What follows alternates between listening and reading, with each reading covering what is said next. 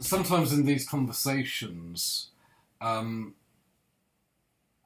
you'll say something, I'll feel inspired to reply, and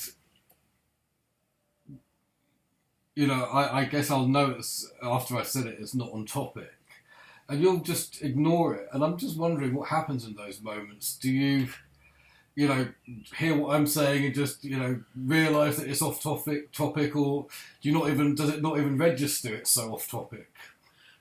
Basically, I'm rude. And in the world, that's just rudeness, isn't it? I don't take it as rude, just, No. never... How do you take it? Let's see that first. I take it as, I've sort of almost missed, what I've said hasn't hit the mark I was hoping it would hit. And rather than get into a whole discussion about that, we'll just stay on target, you'll just move on, I guess. I would say basically that after the shift, there is no interest in personality, really. There's interest in seeing what it is, because that's what delivers one beyond it. And if that helps other people, that's good. But there's no interest in entertaining the personality. So what does that mean? Personality manifests in many ways. And especially, with the mind, it can be very enamored with its thoughts or its cleverness or its ability to do this or that, or its stories or its identity that it's representing. And I guess it's almost like a kind of sixth sense, or like a smell that I pick up. It's like I've got no interest in supporting that functioning in you. And it sounds like I'm being very altruistic, but also I've got no interest for myself because it bores me. Mm-hmm. It doesn't go anywhere. It doesn't lead to freedom. If you said something to kind of make yourself feel special, and that happens, we've talked about that. That's one trait of your personality. One response would be, yes, you are special. You are. Now what happens then? Your personality is pumped up, and you feel more special, and this is not obviously about that. The word that's coming up for me really strongly is indulged. You're not indulging. My personality is not being indulged. You're not indulging it. No. And it raises the question, what is this about? What am I doing here? Well, one thing this is not about is me indulging and entertaining and encouraging the personality, because surely if I were doing that, that goes against the whole remit of this, which is life beyond personality. So this is one of the ways, I guess, that my being with you and talking with you is pointing beyond personality. You did mention the other day in one of the very first talks, how you became very excited and you kept interrupting. So you've changed phenomenally since that. Now this is a really good example, actually, because I could have just gone along with that and kind of worked around those interruptions and continually allowed it. But I didn't. In fact, there was a part of a talk where I spoke about it and what was happening. And the outcome is you don't do that anymore. You've actually learned to listen. And listening is an art, and listening comes from stillness, the ability to be open to what the other is saying. And of course, it's two ways. But I guess I'm talking more because I'm the one who's talking on this subject. So I think that's a good example of like that pattern in you was shown up, and it has made a very real change in you. But of course, this is just, this is not self-help. This is not how can I be better. It's only valid if in the end it leads you to seeing, the whole show, the personality, and one day finding life beyond it. Is this something you do with everyone? By which I mean, if someone is really coming from personality, do you sort of rudely ignore them? Dodge it, I was going to say. I think as a general principle, I observe that does happen, yes. I have no interest for it.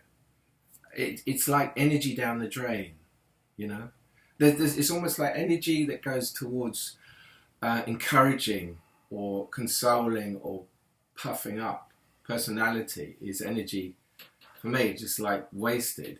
You must have experienced being with personalities and finding it very tiring. Have you done that? Yeah, there's been times in the last few years when I've met personalities and I've thought, wow, this must have been like being with me. Being with these personalities must have been like being with me was for Jez when he first met me. Yeah, right. Well, it's a lot to do with the mind, I think, and the mind darting all over the place and stimulating itself and getting off on distraction. And that's that's the opposite of stillness, really. But to come back to your question, I think as a general principle, I am like this with people, hopefully not rudely, but it's like a filter. You have permission to be rude with me. Yeah, right. With everyone else, I don't. Yeah, it's like a filter. It's like, what do you let into? We all have choices are being made. I mean, we're not making them, but you're making choices about what and who you let into your life, and that's what's happening here too. And it seems that I'm observing one of the choices that is being made is, if there's someone who's like strong personality and I will walk the other way. and do personalities ever react strongly or negatively to your ignoring them, or I think trigger them, to use the modern? I think sometimes, because I'm not playing the game. The game is like somebody speaks and you're meant to acknowledge them and acknowledge who they are and what's important to them.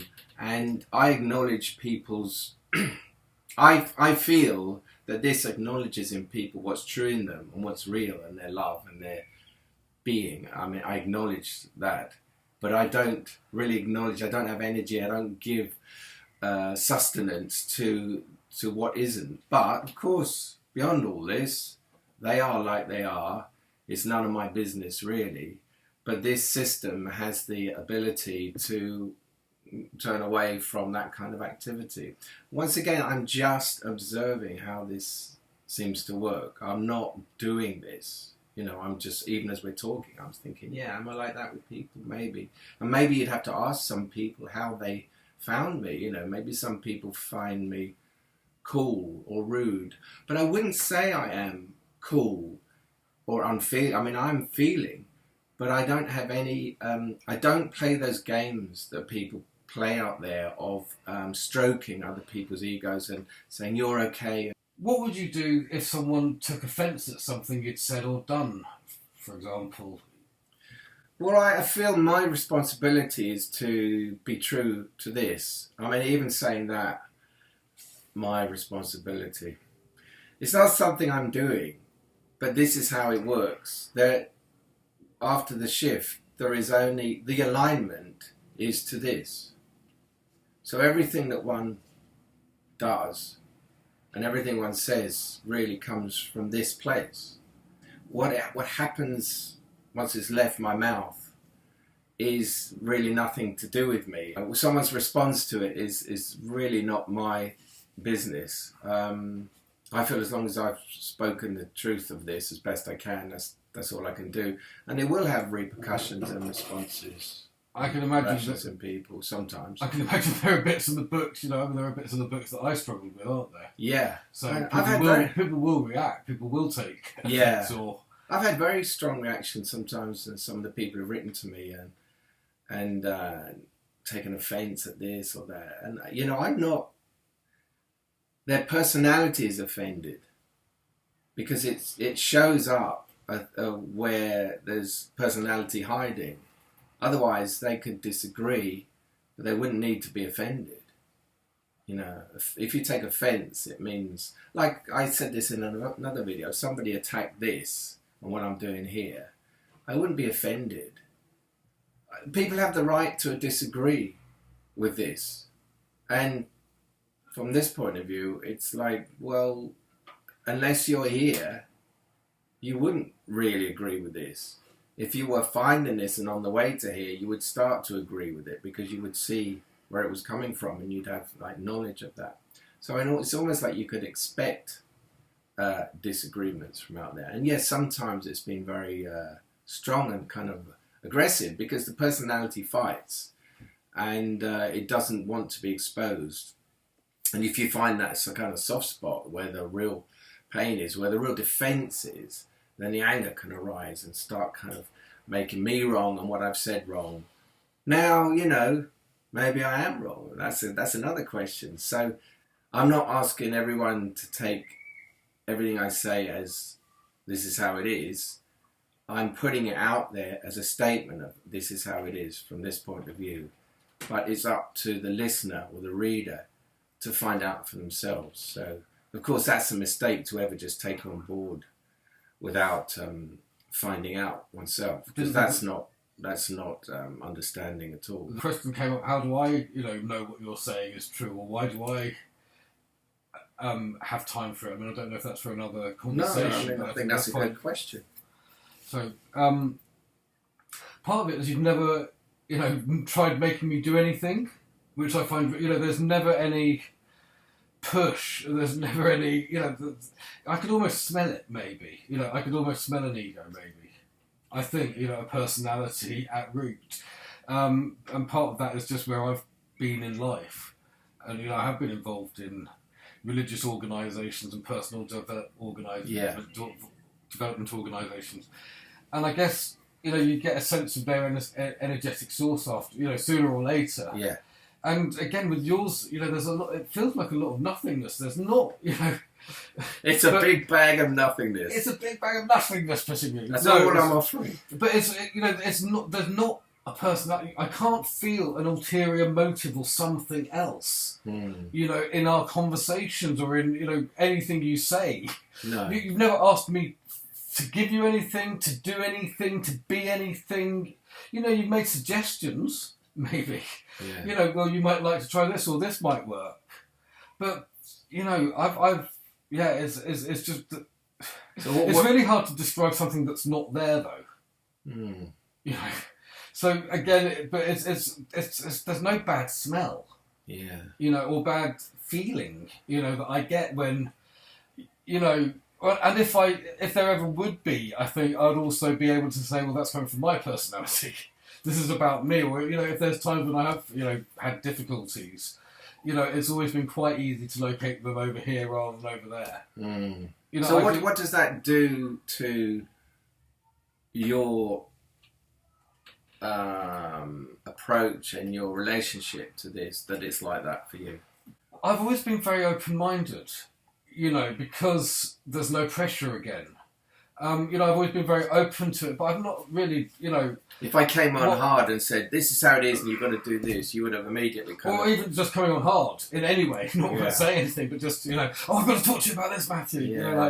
Okay, Jez.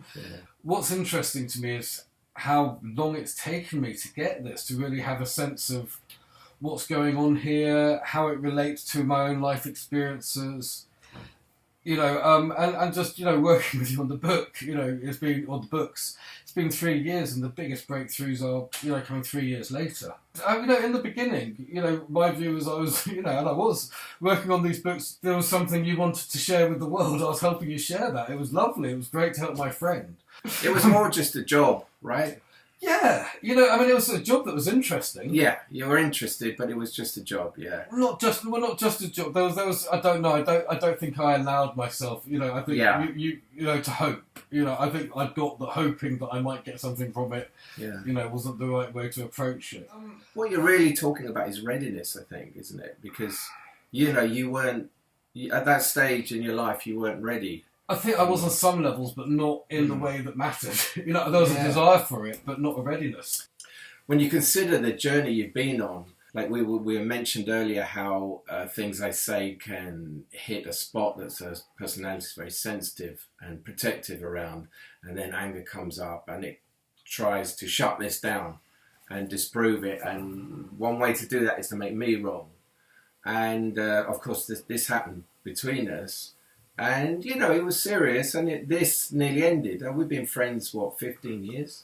I don't know if it would have ended. It could have felt like it would have ended, but I don't know if it would have, Let me tell you, from my side, it would have ended if you'd carried on like that. Yeah. And this brings back to the original point. that I'm not interested in having that fight put on me. I mean, if it comes up, I'll deal with it. But long term, if that was going to be a part of our relationship, that's very different to the openness of this. And I'm interested in that openness, and I'm not interested in the fight. I mean, after a while, a bit can come up, but not ongoing. So you can see from my point of view, it would have ended. And now we come back to fulfilling engagement with life. Did I want that to be that way? No. Would I have felt sad? Yes, I would have really felt sad. I felt sad at the time. So that once again, this is not about not feeling. Anyway, I'm coming back to the point, which is that the readiness that is displaying itself now means a lot, because if you think about the journey to get here, and nobody knows what that journey is or when one is ready or what it takes, what has to be in alignment. But when it does, it's cause for real celebration, because you're getting, this becomes available to you. And, in the past we'd have talks and it would be interesting and you would have had little moments but now you're having moments where your mind suddenly stills, you could hardly speak, and because you're just kind of taking it in. So it's beautiful, that readiness. So a few years ago, I had a pretty massive revelation about my personality, and I won't go into the detail of it. But after I, had this revelation, I started berating myself. I was 40 years old or so, and how it had taken me so long to learn this basic thing about the world and myself, and it didn't last that long. I suddenly just saw a rose and had an understanding that the central petal of a rose has to wait for all the other petals to unfurl, and whatever the reason, this understanding had come late, but other stages in my understanding and my unfurling as a person had to happen first before I could get this really basic one. And I think that's true of readiness for this as well. That I've haven't been open, haven't been ready. Or haven't been developed. All the things haven't been in place for me to get this understanding until now. Yeah. Again, thank you. Beautiful.